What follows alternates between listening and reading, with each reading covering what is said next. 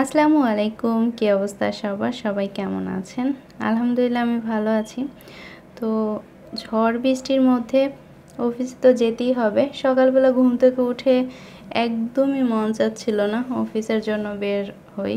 তারপর আর কি করার, অবশেষে মনকে বুঝিয়ে বের হয়েই আসলাম।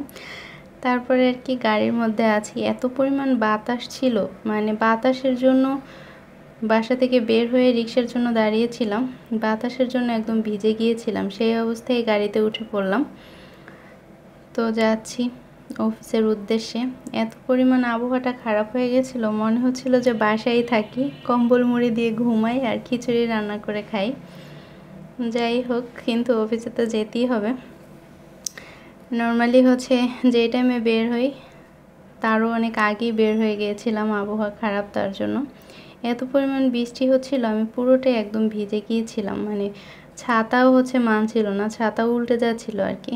তো এসে নাস্তা করিনি, মিষ্টি দিয়ে রুটি দিয়ে খাচ্ছিলাম, আর ক্যান্টিন থেকে চা নিয়ে আসা হয়েছিল, যেহেতু অনেক ঠান্ডা তো এর মধ্যে চা অনেক বেশি ভালো লাগবে।